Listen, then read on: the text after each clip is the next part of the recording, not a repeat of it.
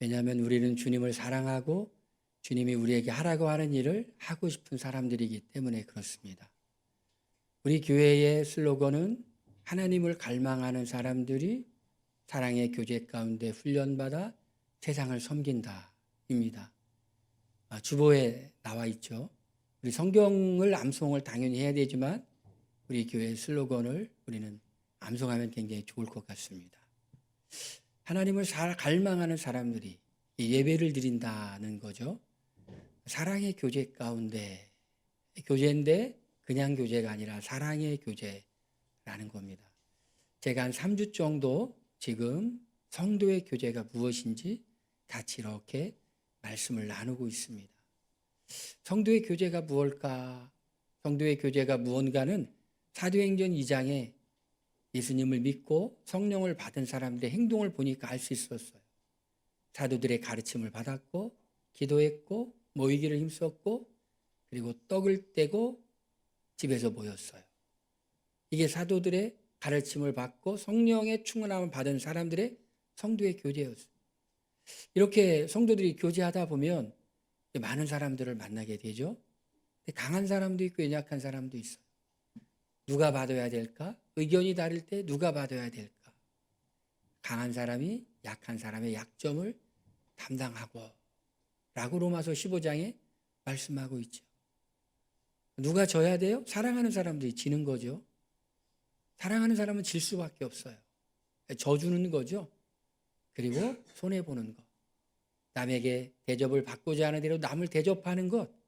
어떻게 해줬으면 좋겠어요? 여러분들에게 져줬으면 좋겠죠? 손해봐줬으면 좋겠죠? 그리고 그런 사람 되는 거예요.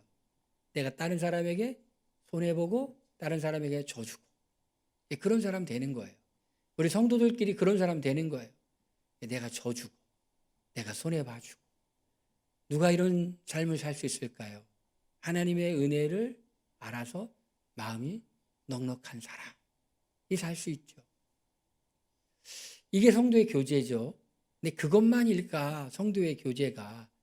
그렇다면 그런 교제는 그냥 일반 어떤 동아리, 어떤 조직 또 이런 것도 비슷한 건 하는 것 같은데 물론 하나님께 기도하고 이런 건 안 해도 비슷한 건 하죠. 좋은 공동체, 좋은 가정은 그냥 이렇게 받아주고 이해하고 넉넉하게 하고 마음이 이렇게 너그러운 사람들은 그렇게 하죠. 그걸로 끊칠까? 아니라는 것을 오늘 말씀에서 보여주고 있어요. 성도의 교제는 무엇을 향해 나가야 될까? 성도의 교제는 하나님께 함께 나아가는 거예요. 우리 둘이 한 성령 안에서 아버지께 나아감을 얻게 하려 함이라.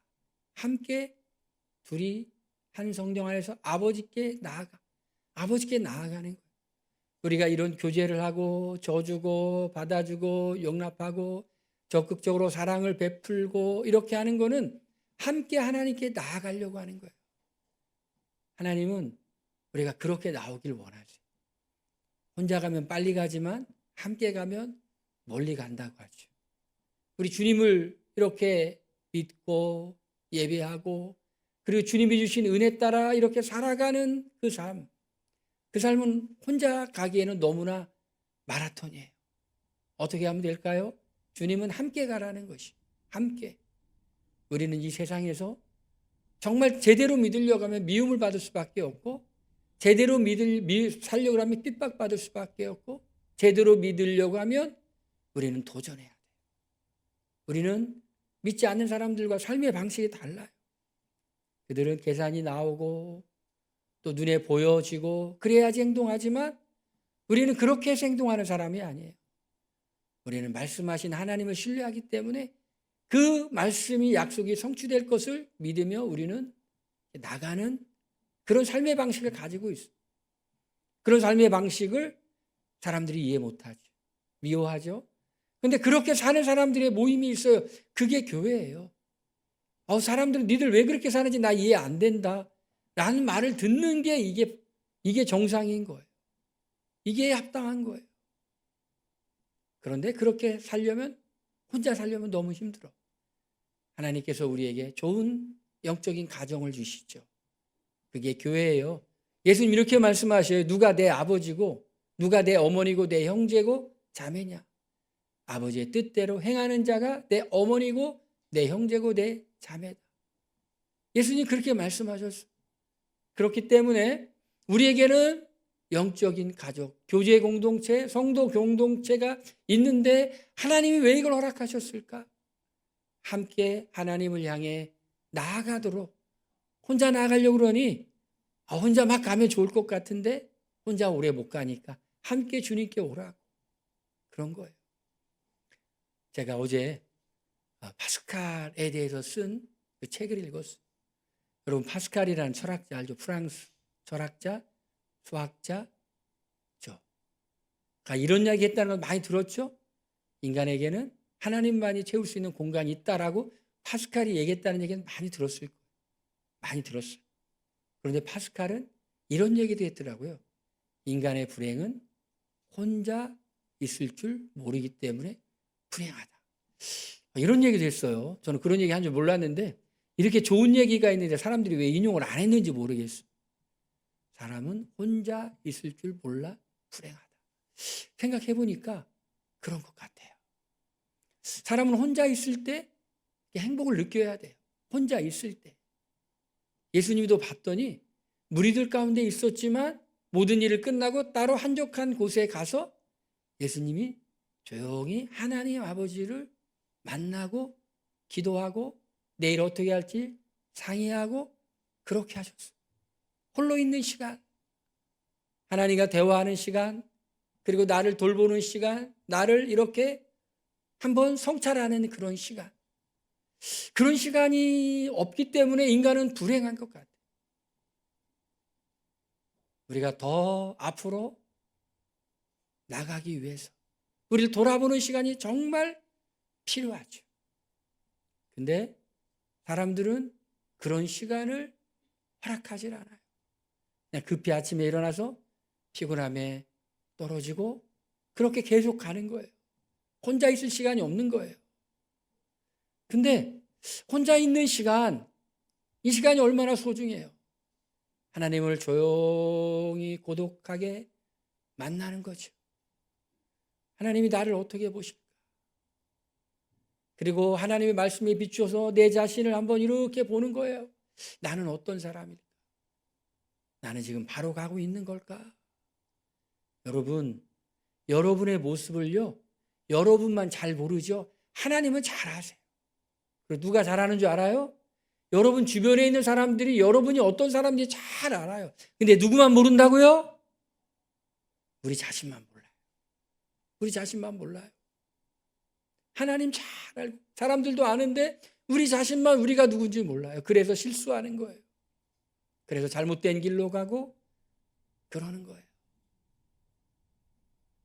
홀로 있으면서 하나님도 만나고 우리를 돌아보고 하나님이 어떻게 살아야 돼? 어떻게 살기 원하는지 그런 시간이 필요하죠. 그런데 인간은 혼자 있을 줄 모르면 불행하지만 인간은 혼자 홀로 존재하면 외로운 존재예요. 그러니까 인간은 어떻게 존재해요? 혼자도 있고 함께도 있고 그래야 돼요. 왜? 외롭기 때문에. 한 사람이 할 수 있는 일이 10이고 라면 두 사람이 하면 20의 일을 하는 것이 아니라 30의 일, 40의 일, 50의 일을 하는 게 이 인간들의 모임이에요. 힘이에요. 너무 외롭고 그렇기 때문에 인간은 함께 있어야 돼요. 그런데 함께 있으면 어떻게 될까요? 사람들이 함께 있으면 맞추기가 너무 힘든 거예요. 사람들은 그러죠. 나에게 맞춰달라고. 그런 사람을 우리는 뭐라고 말해요? 이기적인 사람이라고 하죠. 내가 너에게 맞춰줄게. 이런 사람을 우리는 뭐라고 말해요? 이런 사람은 이타적인 사람이라고 하죠. 이타적인 사람의 이타적이면 굉장히 이타적인 사람. 이런 사람을 우리는 세상은 뭐라고 말해요? 성인이다 그러죠. 야, 이기심을 다 극복하고 다른 사람을 위해서 살아가는구나. 그게 바로 이타적인 사람. 세상 사람들은 보통 우리의 인간과 달라. 성인이야 라고까지 그렇게 말하죠. 근데 여러분 놀라운 비밀을 알려줄까요? 성경은 여러분을 뭐라고 하는지 아세요? 성경은 여러분을 뭐라고 하는지 아세요? 성인을 영어로 뭐라고 하냐면요, 세인트라고 말해요. 근데 성경은 우리를 고린도에 있는 성도들에게라고, 에베소에 있는 성도가 면 세인트예요, 여러분. 세인트. 와, 우리가 그런 존재도 아닌데 성경은 이미 그런 존재라고 여기고 그런 존재로 살아가라는 거예요.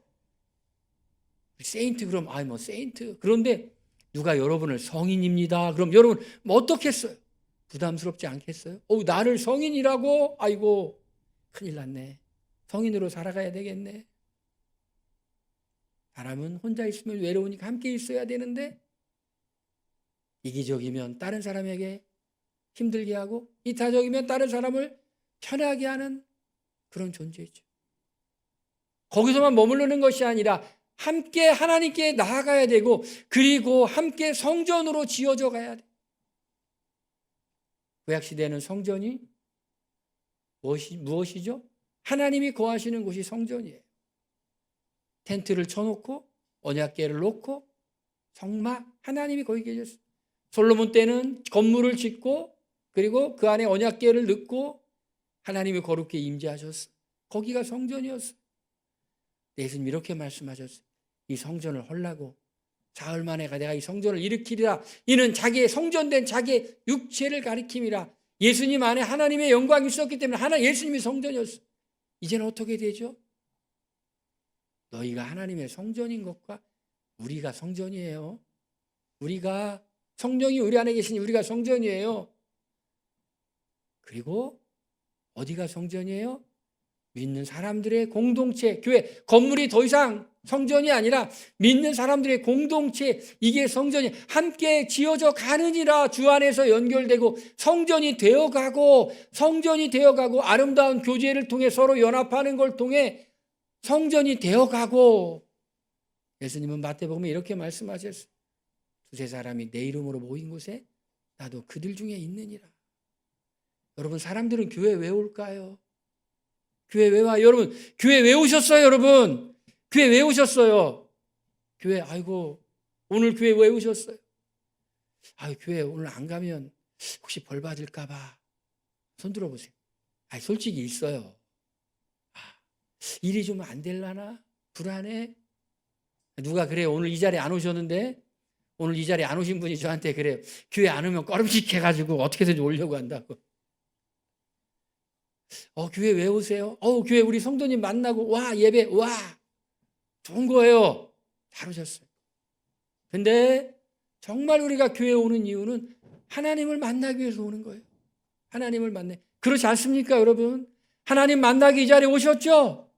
하나님 만나기 위해 오셨잖아요. 그런데 하나님은 하나님이 계신 곳에 가면 만나는 거예요. 물론 신학적으로는 하나님은 어디나 계시죠. 집에도 계시고 내 안에도 계시고 하나님 주소는 바로 우리 가심장, 우리 마음이에요.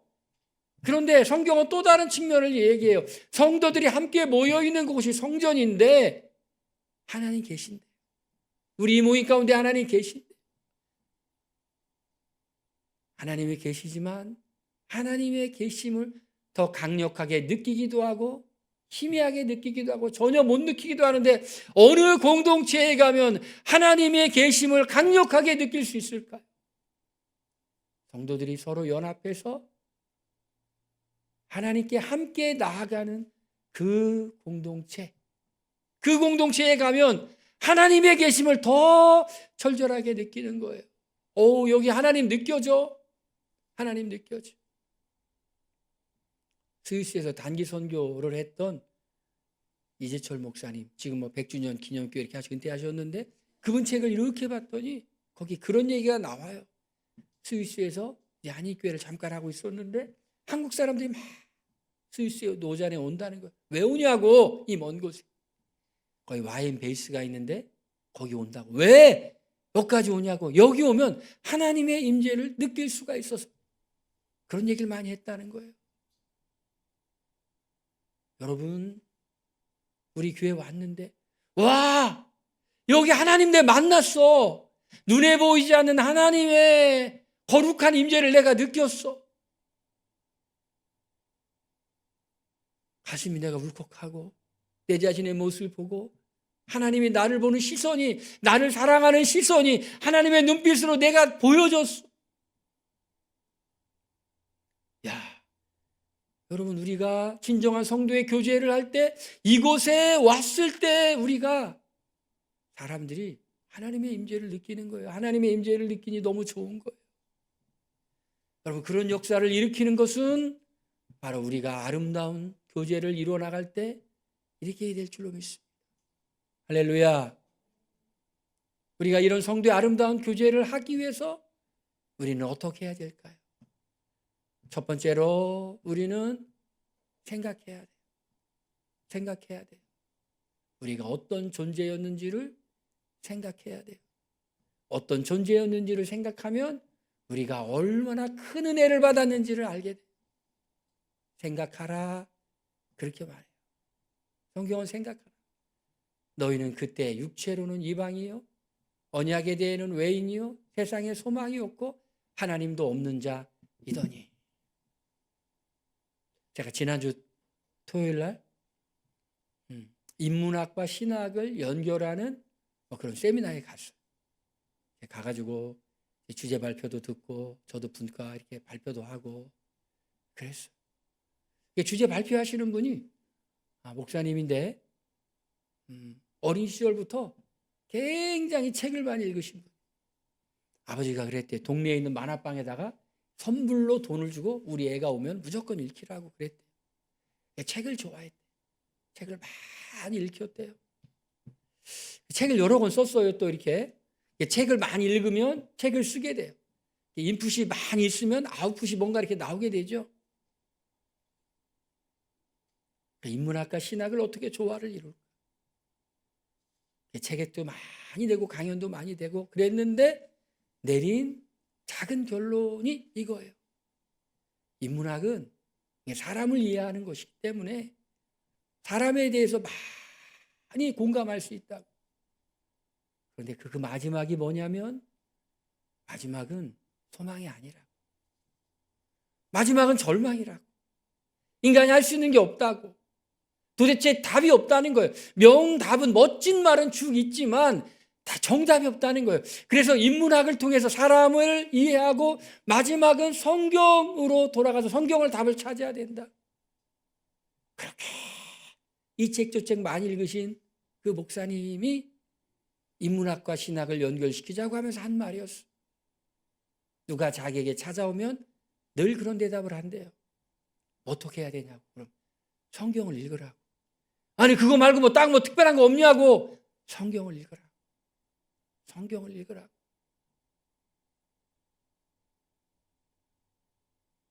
우리가 어떤 존재였을까요?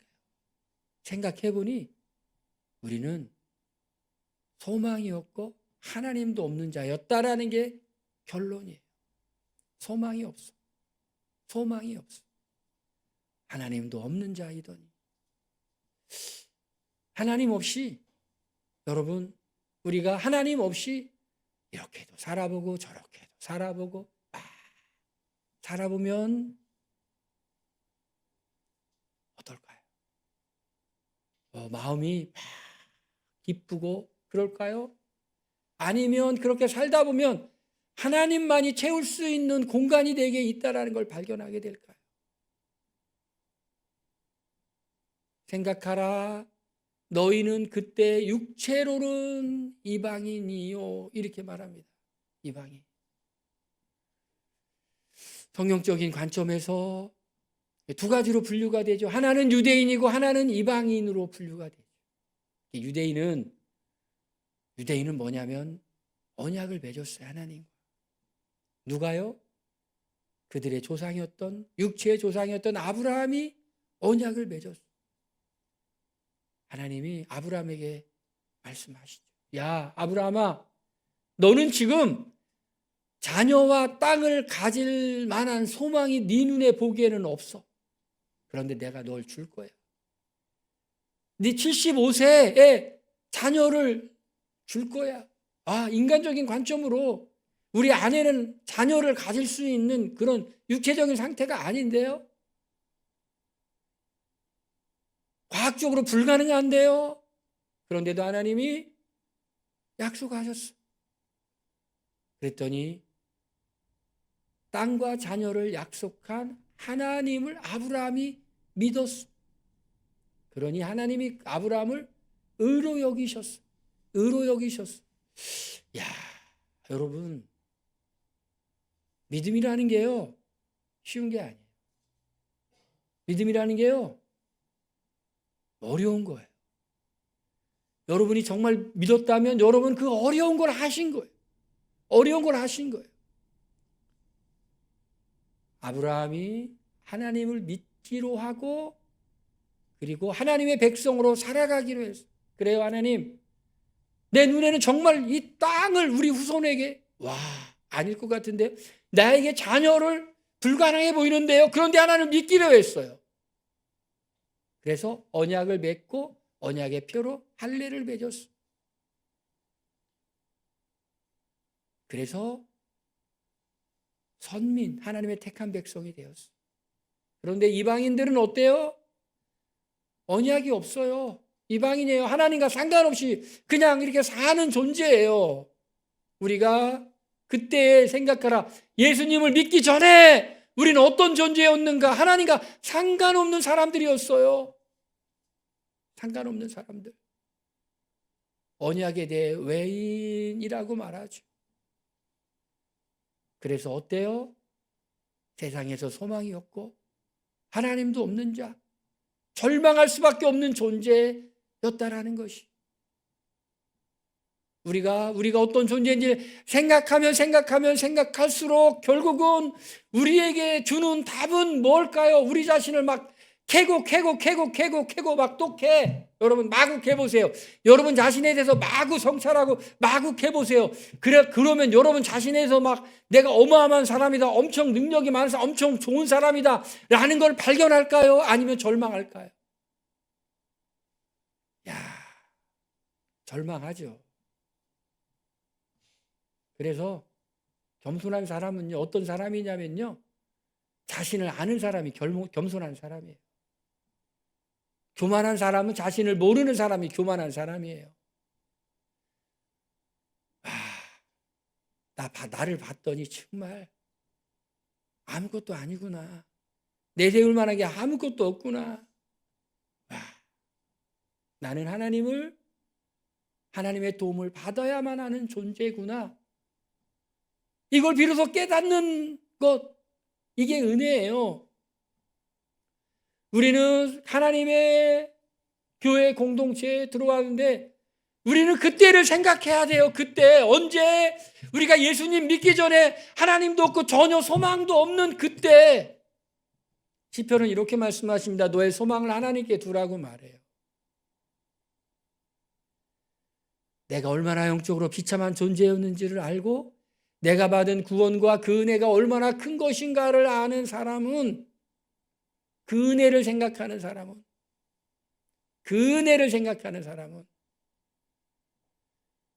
하나님의 은혜를 생각한 사람은 감사하게 돼요. 생각한 사람은 감사하게 돼요. 여러분 생각하시고 감사하시길 바랍니다. 내가 하나님과 얼마나 상관없는 존재였는지, 내가 얼마나 큰일 날 뻔한 사람이었는지를 깨닫는 사람이 내가 예수님의 은혜로 말미암아 구원받은 것이 얼마나 감사한지를 생각하게 돼요. 하나님의 은혜를 받았어. 하나님의 은혜를 받았어. 우리는 어떻게 영적인 교제를 하는 존재가 되었어요? 하나님의 은혜를 받았기 때문에. 두 번째로는요, 우리는 이렇게 서로 영적인 교제를 하는 존재가 된 것은요, 예수님이 우리를 위해서 피를 흘리셨기 때문이에요. 피를 흘리셨기 때문에. 예수님이 우리를 위해 피를 흘리셨다.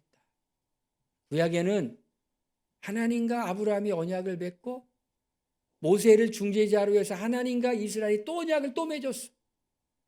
근데 언약을 맺을 때 무슨 일을 하냐면요, 아브라함이 언약을 맺을 때 짐승을 잘라서 두 동강을 내가지고 갈라놓고 아브라함이 이렇게 했는데 하나님이 숯불 같은 불빛이 그 제단을 지나가게. 여러분, 사람과 사람이 계약을 맺을 때, 큰 나라의 왕과 작은 나라의 왕이 계약을 맺을 때 어떻게 하냐면 짐승을 두 동강 내요. 그리고 작은 나라의 왕이 왔다 갔다 하게 해요. 왜요? 이렇게 너희가 나와 언약 약속을 하는데 네가 약속을 어기면 너 이렇게 짐승 두 동강 내지 너 죽어. 이거 의미예요. 근데 짐승을 두 동강 내고 아브라함이 왔다 갔다 한 게 아니라 거기 불 같은 게 슉 지나가요. 불빛 같은 것이 슉 지나가요. 뭐예요? 네가 언약을 맺으면, 언약을 깨뜨리면 아브라함이 책임을 당해야 되는데 하나님이 책임을 오히려 지시겠다라는 거, 이게 도대체 어떻게 된 일이에요? 아브라함이 후손이 언약을 깨뜨릴 텐데 왜 그 깨뜨린 책임을 하나님이 담당하셔야 되냐고요? 출애굽기 24장에도 보니까 모세가 20장부터 24장에 보니까 모세가 시내산에 올라가죠. 하나님 십계명을 주고 기타 다른 법을 주세요. 모세가 내려와서 너희들 하나님 백성 될래? 하나님이 우리 하나님 되고 우리가 하나님 백성 되고 제사장 나라 되려면 이 언약을 지켜야 돼. 언약 체결식을 해요. 24장에. 그래서 제물을 잡고 반은 피를 반은 제단에 뿌리고 반은 사람들에게 막 뿌려요. 이게 무슨 의미인지 아세요? 니들 이 언약을 깨뜨리면 니들 죽는 거야. 그런데 레위기에 보니까 출애굽기 레위기죠. 사람들은 그 언약을 지켜요, 못 지켜요? 지키기는 쉽죠. 지키기는 쉽어요. 왜? 우리가 하나님의 백성이 되면 하나님이 책임져 주기 때문에 지키기는 쉽은데 못 지켜. 그래서 레위기에 인간이 그 언약을 깨뜨렸을 때 죽어야 되지만 인간이 죽는 것이 아니라 대신 짐승이 대신 죽어서 속죄하는 길을 얘기해 주셨어요. 그게 레위기예요. 그런데 이제 예수님이 이 땅에 오셔서 단번에 자기 몸을 제물로 드려서 거룩한 피로 우리가 하나님께 나아갈 수 있도록 그 길을 예비해 놓으신 거예요. 예수님이 우리를 위해 피를 흘리셨어요. 우리를 구원하기 위함이죠. 그것만이 아니었어요. 예수님이 또 십자가로 이 둘을 한 몸으로 하나님과 화목하게 하려 하심이라. 원수된 것을 십자가로 소멸하시고 그것뿐만 아니라 이방인과 유대인의 담을 예수님께서 허무시고 이방인과 유대인이 한 세 사람으로 창조되어 이게 교회예요. 창조되어 하나님께 함께 나오기를 원하셨어. 영적인 관점으로 볼 때 이전에는 유대인과 이방인이 있었다면 이제는 누가 있어요? 예수님의 피로 구원받은 한 세 사람과 구원받지 못한 사람이 있는 거예요. 예수님은 십자가의 보혈은 우리를 구원했을 뿐만 아니라 교회를 만드신 거예요.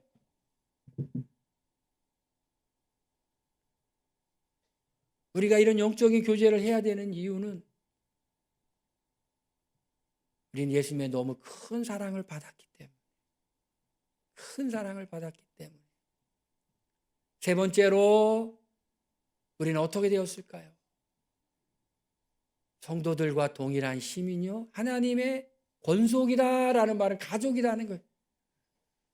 하나님의 가족이 되었어요. 여러분, 가족이 해야 될 일은 뭐예요? 가족이 해야 될 일은 같이 사는 거예요.